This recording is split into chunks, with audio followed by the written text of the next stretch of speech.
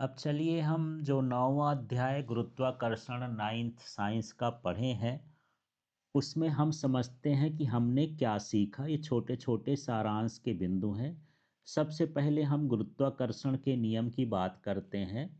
तो गुरुत्वाकर्षण के नियम में हमने क्या सीखा।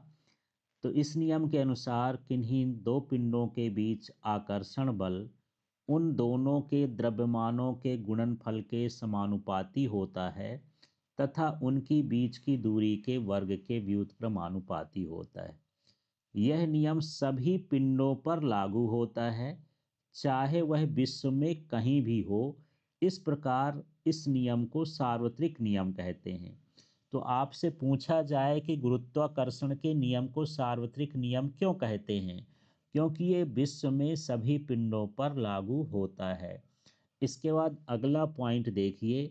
गुरुत्वाकर्षण एक क्षीण बल है। क्षीण का मतलब बहुत कमजोर बल है, जब तक कि बहुत अधिक द्रव्यमान वाले पिंड संबद्ध ना हो।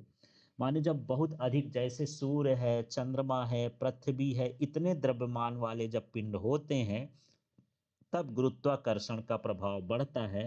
हल्के पिंडों में इनका मान पता नहीं चलता है, क्योंकि ये बहुत क्षीण बल होता है।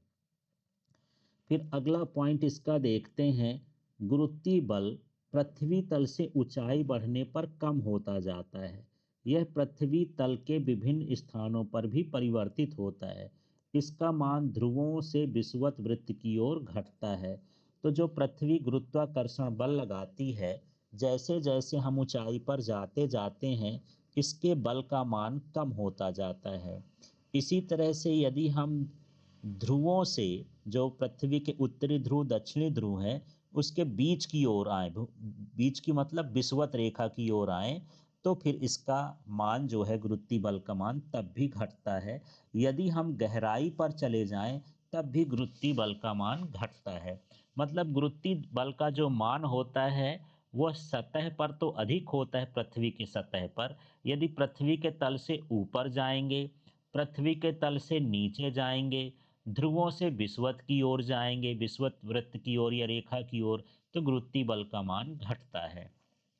अगला है, किसी वस्तु का भार वह बल है जिससे पृथ्वी उसे अपनी ओर आकर्षित करती है। तो यदि आपसे पूछा जाए भार क्या है, तो भार वह बल है जिससे पृथ्वी किसी वस्तु को अपनी ओर खींचती है।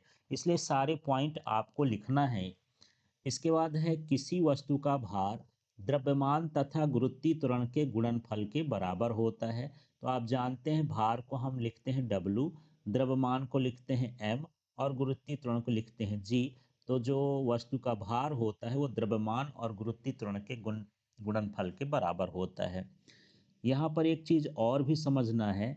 किसी वस्तु का भार भिन्न भिन्न स्थानों पर भिन्न भिन्न हो सकता है, किंतु उसका द्रव्यमान स्थिर रहता है। वह सभी स्थानों पर एक जैसा ही हमको महसूस होता है। फिर अगले पॉइंट में यहाँ देख लेते हैं।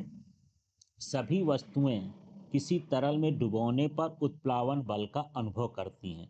तो आप जानते हैं किसी भी वस्तु को यदि तरल में डुबोया जाए तो वह ऊपर की ओर बल लगाता है, जिसे हम उत्प्लावन बल कहते हैं, और यह सभी वस्तु जो भी तरल में होती हैं इसका अनुभव करती हैं।